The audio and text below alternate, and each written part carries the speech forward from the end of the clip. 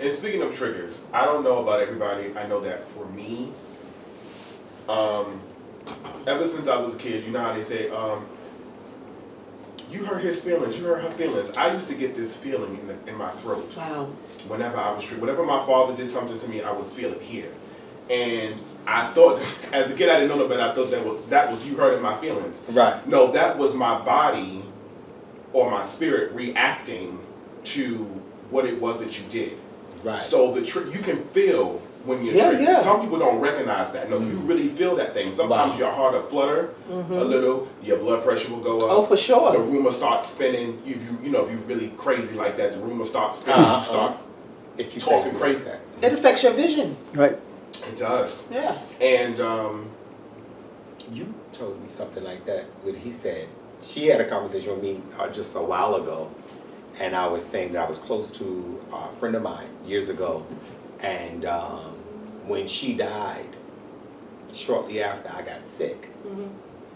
And remember when you told me that? Yeah. And you was like, oh, you were suffering from, and I said I got sick and I wasn't feeling well and went to the doctor. They couldn't find anything wrong and they coughed it up to exhaustion and she said you was suffering from a broken heart.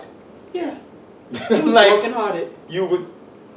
Yeah. So what you were saying about the room will start spinning and this will get caught up in the pain here and it's all connected somewhere. your feelings, your mind and your body will tell you Yes. that your feelings are hurt without you even if someone said something to you slick and you kind of caught it but you didn't really fully give it undivided attention. Right. Your body will let you know that thing that they said to you hurt you. And it affects.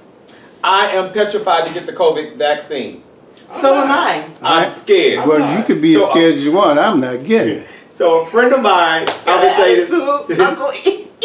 I'm not getting I it. ain't getting it. So the friend of mine says, he's a clinician. Yeah. And he was saying, he got it, and he was, he's fine, and he was like, his whole opinion is what it is. It's like, well, listen, either whatever the way the Lord decided to take me, I'm gonna take it. He said that's how I went in there with it, and I'm just gonna, just take it, and Lord, if this is what it's supposed to be, it's just supposed to be, I did it. So he says, I said, well, I can't do it. So he says, well, why can't you do it? I said, oh no, because I'm gonna get sick. So we started talking about how the mind, that's why I brought that up. Because you can prepare your mind. He says, look at you. You're preparing your mind to react to the shot. Yeah. So even if the shot is not doing what you already preset your mind. You're premeditated for you to go, oh, Yeah. Fall over and carry on. So we actually have natural endorphins and certain chemical reactions in our body that gives off things when certain things from you being emotionally hurt, fear of course is a perfect example of it. And our body, it's more of a defense mechanism if it is anything else. Well, Uncle E, I try not to be all, I can't, it's what comes out of me, y'all, so don't judge me. It is what it is. It is what it is. We're created in the image of God. The foundation of who God is He is a creator with words. And because we are manifested like He is, we too create with words. Right. And because we create with our words, we are taught generationally, especially, unfortunately, if you come from a certain demographic or a certain type of background, we are taught to speak to a thing with such negative, strong words. And you don't know how to come up out of that. And it still perpetuates the same things in our bodies, which is why it carries on. It's not...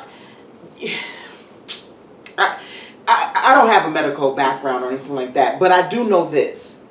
There's a reason why certain generations or certain families carry a legacy of high blood pressure. It's not just about food.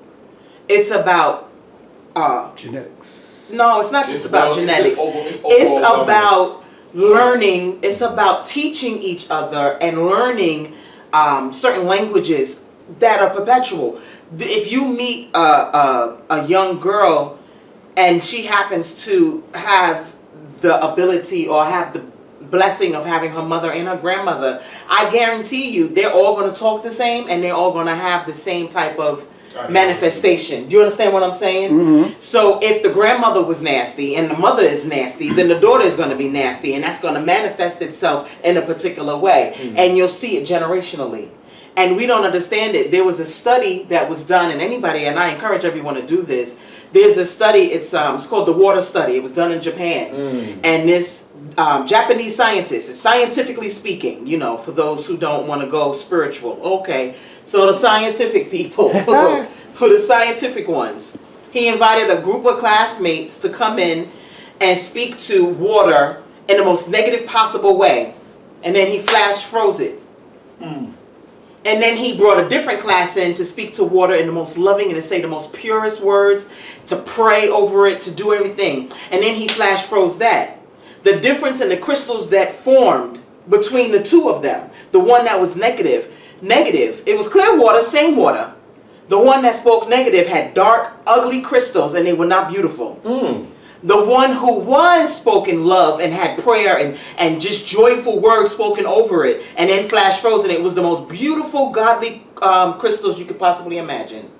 Words have power, and they form. We're all made of molecules, and we, you know how different vibrational levels and stuff like that. Yes. Different music gets you going, and other music people are like, oh no, it's like static to your ear because of what the energy in which it comes in, and we have generational energies that manifest in our body.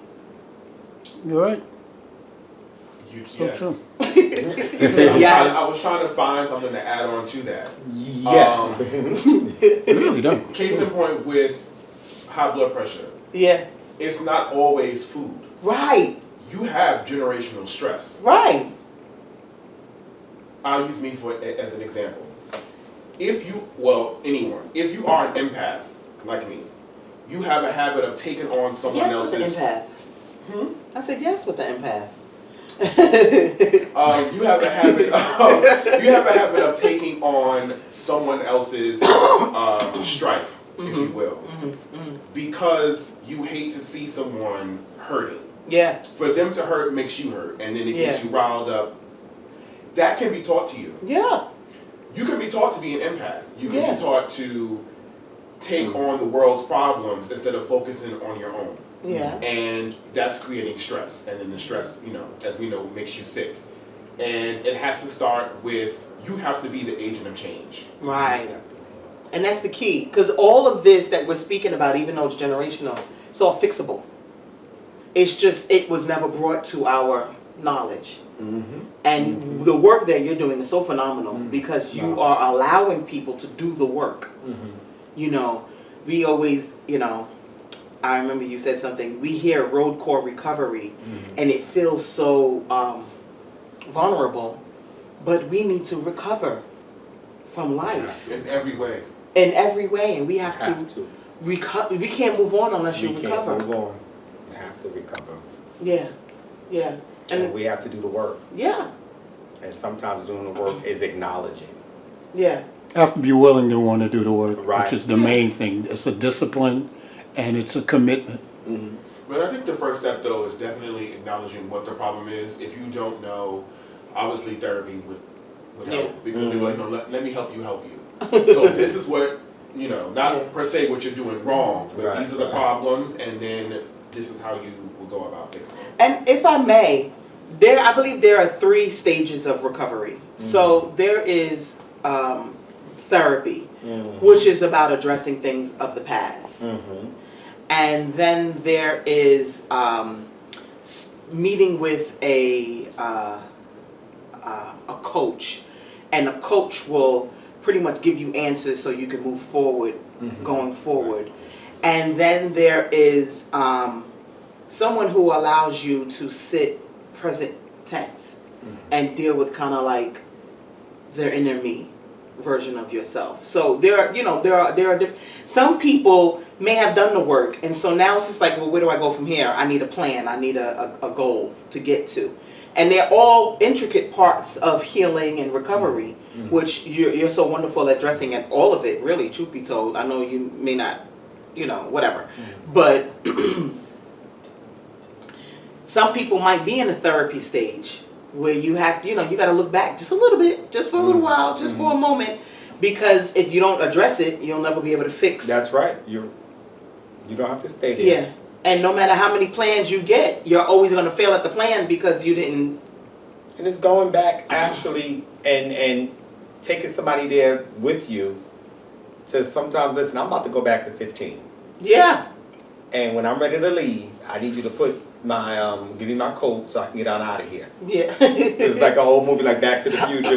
Yeah. You know what I'm saying? The doctor. Yeah. He was waiting. Doc, yeah. Doc was waiting here and he was waiting here and that one person had to work the time and to get him back. Don't stay too long. See, So you got to know your purpose of when you're going back. Yeah. And if your purpose is going back, like I'm going back and I'm revisiting this because I need forgiveness. Mm-hmm. Most of all, I need to forgive myself or I need closure. And what I say that to say sometimes we may never get an apology. Come on. From the person that offended us. So we have to go back.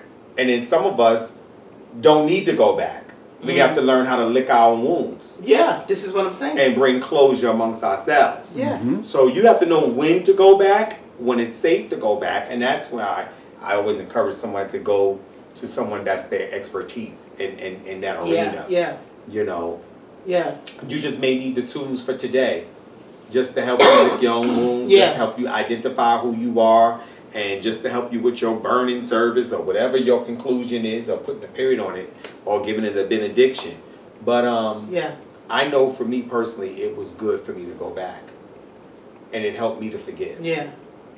I think I'm in a slightly different place. Mm-hmm. Just because I think I've done a lot of the work for the past. Okay. As far as forgiving myself and healing myself, I don't really hold any, I realized that a lot of the adults in my life when I was younger, they just did the very best they knew how.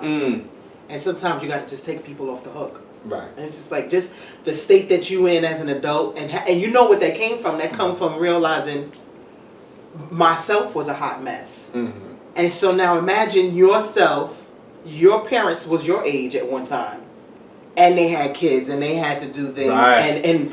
And now they gotta, and it's just like, I've been so angry with you for so long, and now I'm seeing myself, and it's like, no, you was just doing the best you knew how. You was just doing the best you knew. You was just doing the best you knew how. And